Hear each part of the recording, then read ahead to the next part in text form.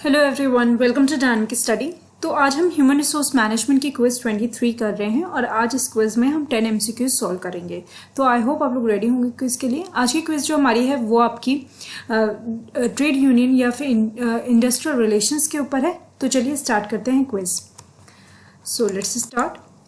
तो पहला आपका क्वेश्चन है, what are the dominant aspects of industrial relation. आप इसको वीडियो को पॉज करके भी आंसर कर सकते हैं। डोमिनेंट एस्पेक्ट्स आपसे पूछा जाए या फिर मेजर एस्पेक्ट्स पूछा जाए, मेन एस्पेक्ट्स पूछा जाए, ये सारी चीज़ें एक ही हैं। तो इंडस्ट्रियल रिलेशंस में डोमिनेंट एस्पेक्ट क्या होता है, मेन एस्पेक्ट क्या होता है, तो राइट आंसर आपका है option third, that is both cooperation and conflict. Cooperation and conflict दोनों ही चीज़ें यहाँ पर मेन एस्पेक्ट्स होती हैं इंडस्ट्रियल रिलेशन की। Let's move forward.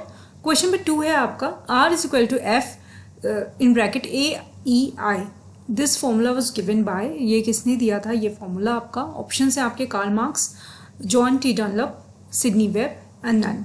So right answer is 2, that is John T Dunlop. Let's move forward.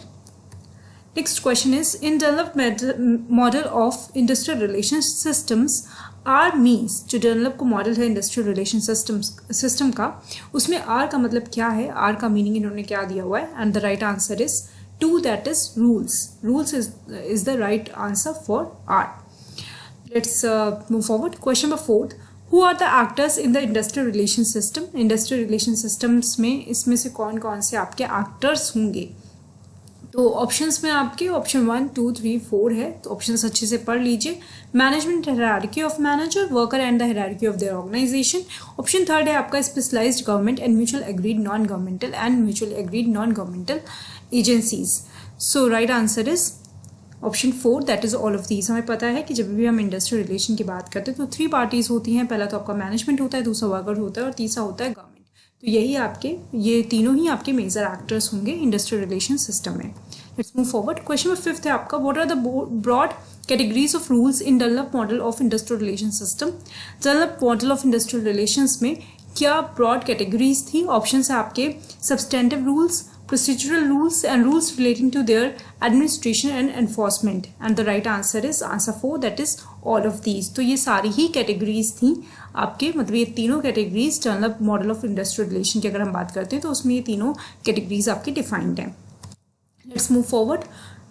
Question है आपका, rules concern with procedures involved in the process of collective bargaining और settlement of industrial dispute is known as.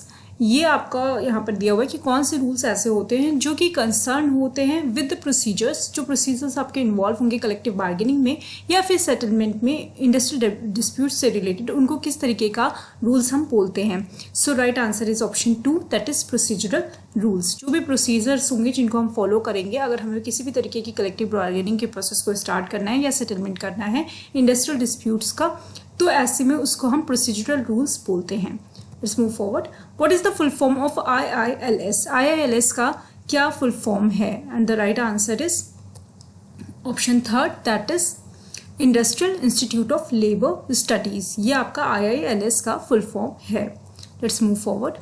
Question number 8. What are the elements identified in IILS model of industrial relations? इनमें से कौन से elements हैं जो कि IILS model of industrial relations में as an element identify किए गए हैं?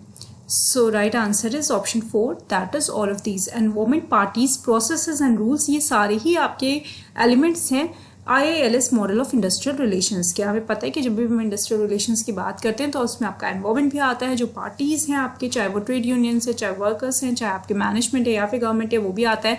प्लस प्रोसेस एंड रूल्स जो होते हैं, जो भी हम फॉलो करते हैं during the industrial relation process और प्रोसीजर्स, वो सारे आपके इसके पार्ट होते हैं, वो एलिमेंट होते हैं। So right answer will be all of these. Let's move forward. What is the full form of AIOE? AIOE का फुल फॉर्म क्या है? सो ऑप्शंस यहाँ पर दिए हुए हैं आपके। पहला है ऑप्शन आपका all India organisation of employees, option 2 है आपका all India organisations of employers, option 3 है आपका all India organisations of employed and option 4 है आपका none. So right answer will be option 2, that is all India organisation of employers. This is the full form of AIOE। Let's move forward. Question number 10 है आपका, all India organisation of employers established in. ये all India organisation of employers कब establish किया गया था? तो right answer है आपका ऑप्शन 2, दैट इज 1938। 1932 में all India organisation of employers को एस्टेब्लिश्ड किया गया था। तो ये आज के आपके क्वेश्चंस थे। आई होप ये क्वेश्चंस आपको क्लियर होंगे। Thank you so much. Keep on watching and keep on learning.